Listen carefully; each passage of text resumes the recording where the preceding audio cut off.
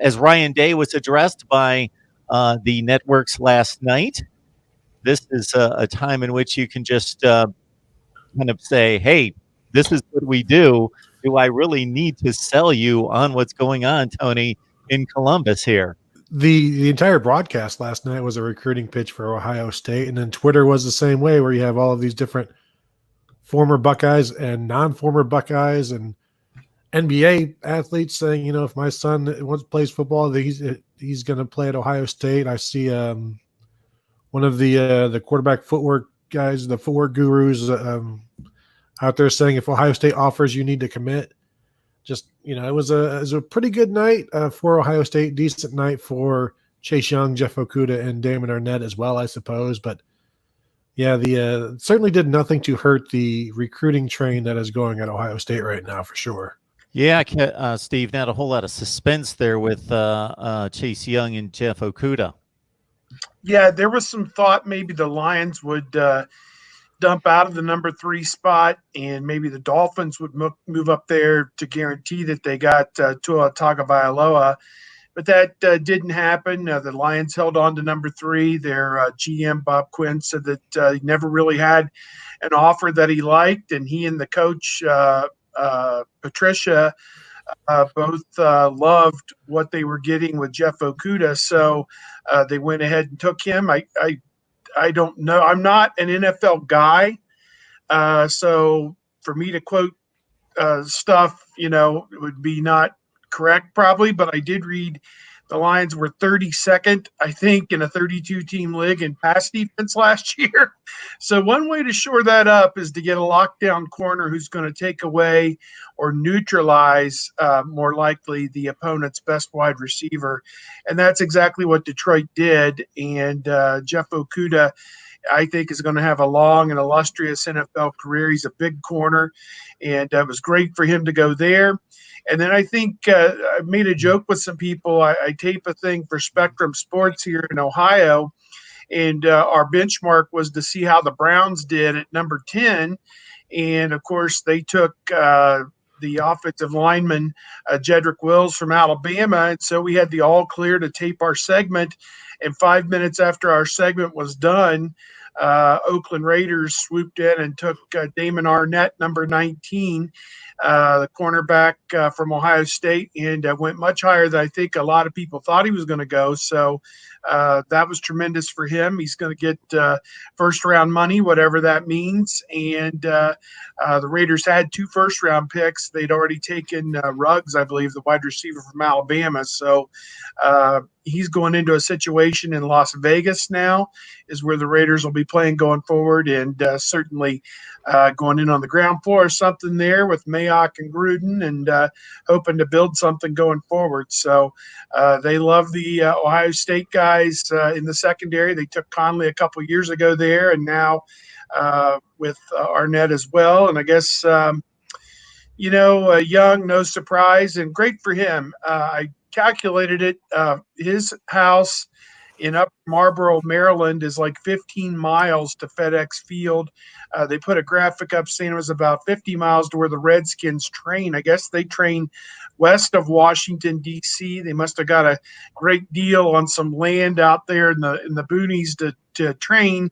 And then they go basically an hour the other direction, northeast of town, to play their games in Landover at the FedEx Field. So his house somewhere in the middle there, and really neat for him as a hometown guy. And I made the comment that Ohio State plays Maryland this year at Maryland, and we don't have the NFL schedule yet. If we knew that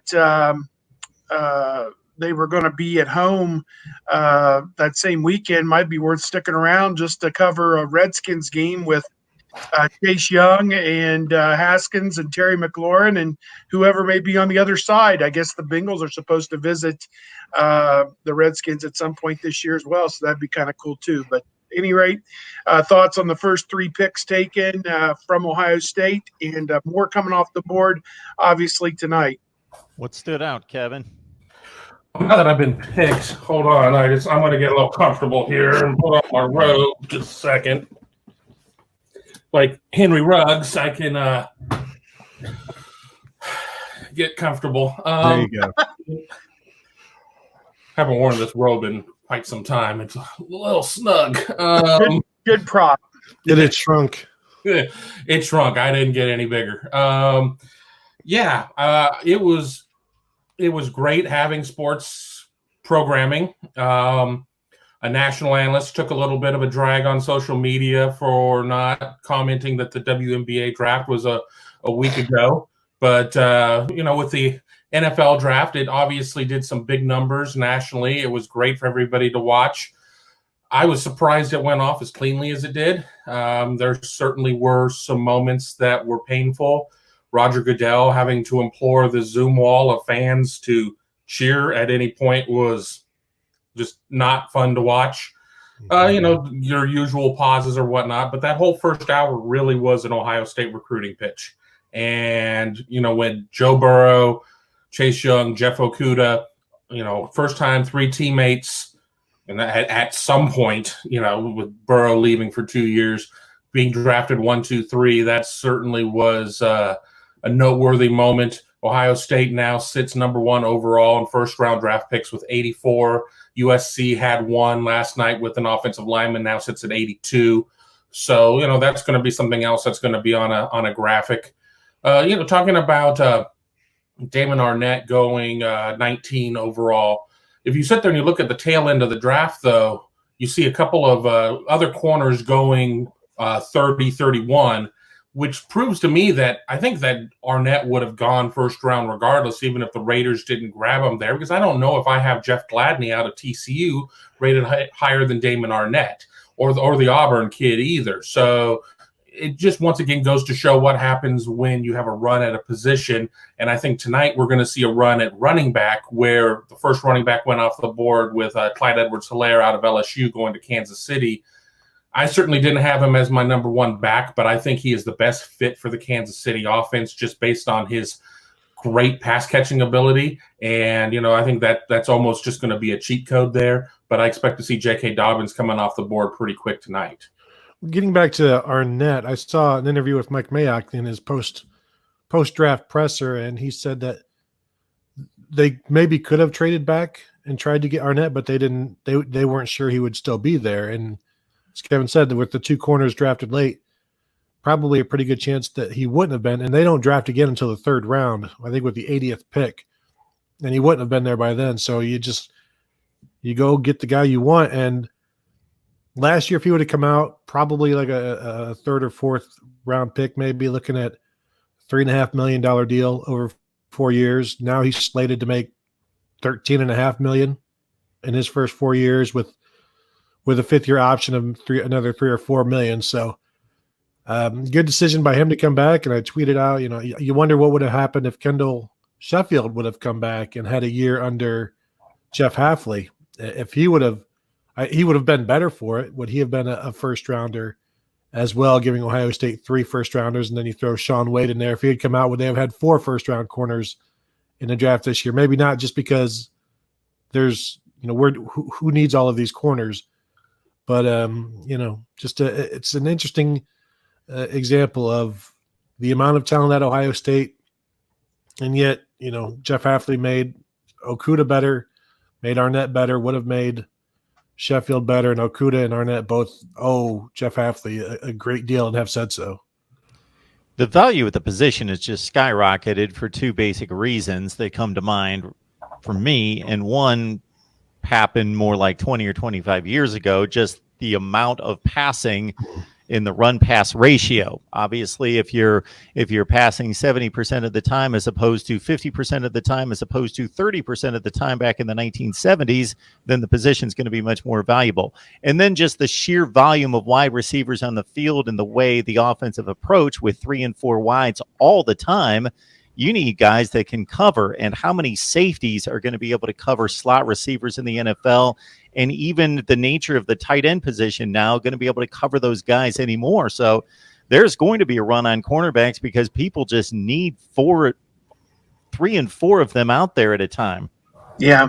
you look at what Ohio State did last year. They played three cornerbacks a good part of the time because of the same thing. You're going up against three wide receivers. Are you better off to have a nickel man or a safety covering the third receiver, or a guy who's trained as a cornerback?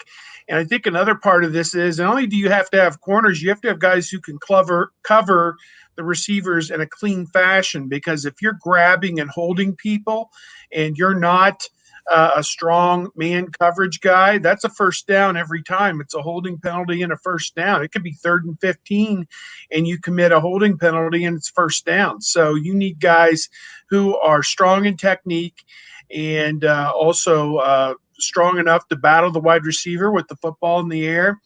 And Okudah didn't have a lot of interceptions. People didn't throw his way a whole lot. He did have 2 in one game last year against Nebraska, but otherwise 3 for the season. He led the team, 9 passes defensed. And, everybody who studied his tape loved him. And so he's a guy that's going to do, I think he's going to do big things with the Lions. And again, with Arnett, same thing with the Raiders. I think he's got the potential. I don't know that he'd be your number 1 corner by any stretch, but he can go in there and get on the field in some third down situations maybe this coming season, and then kind of grow into more of a role as he goes along. But you don't take a corner in the first round and not play him. I think that's pretty obvious. The only knock I can see on Arnett as I'm researching my NFL Draft Bible here is that maybe doesn't have prototypical NFL cornerback size. But other than that, at least based on this scouting report, a glowing prospect that was targeted to need to go higher than projected. And then lo and behold, he did. So a lot of people were surprised by the top 20 selection of Damon Arnett. But according to scouts, he's worth the selection. Just imagine what he's going to be like with 2 hands, let alone 1 hand in the club, like he played his final season in Columbus. Yeah, and let's not forget, Gruden. I saw the phone call with Gruden to Arnett, and he's like, "Are you ready to beat the Chiefs?" And really, that's who you're drafting against right now is the Kansas City Chiefs. So you are going to need defensive backs.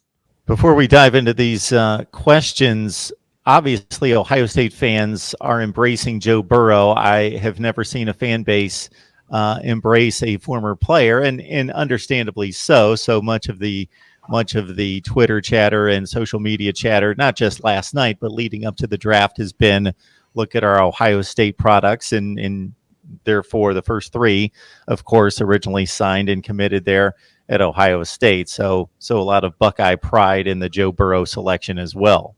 And he is a graduate. So it's not like he just signed and then transferred out. He is an Ohio State graduate. So he spent time there.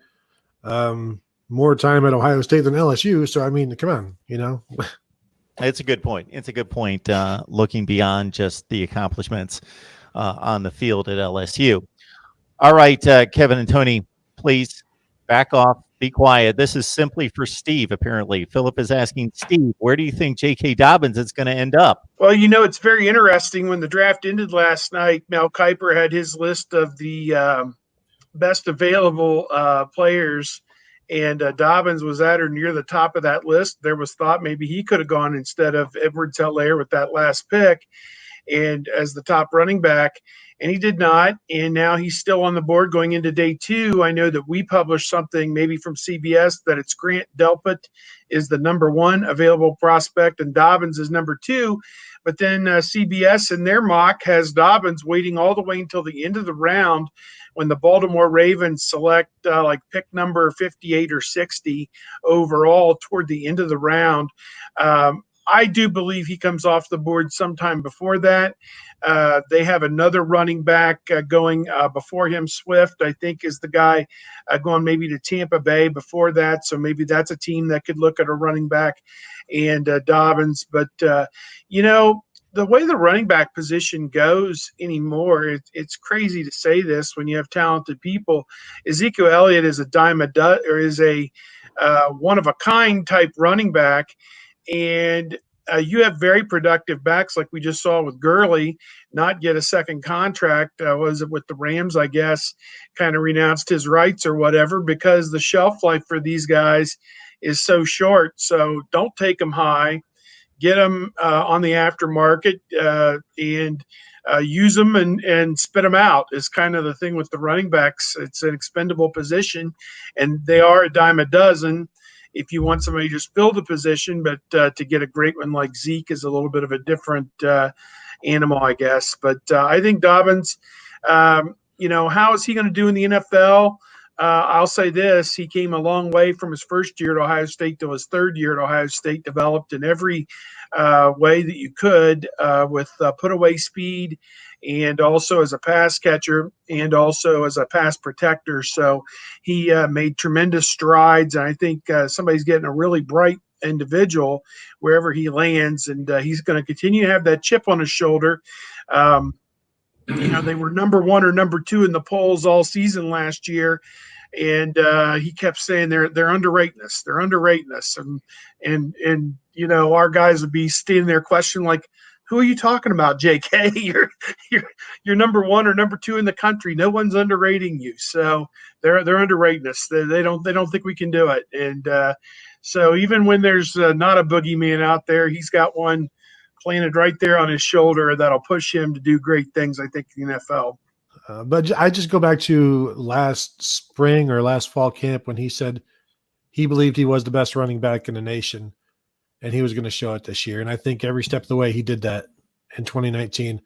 Every opportunity against Jonathan Taylor, he outshined Jonathan Taylor. Sure, Taylor had to go against Ohio State's defense, and Dobbins didn't. But you look down the four last games of the season, it was Penn State, Michigan, Wisconsin, and Clemson.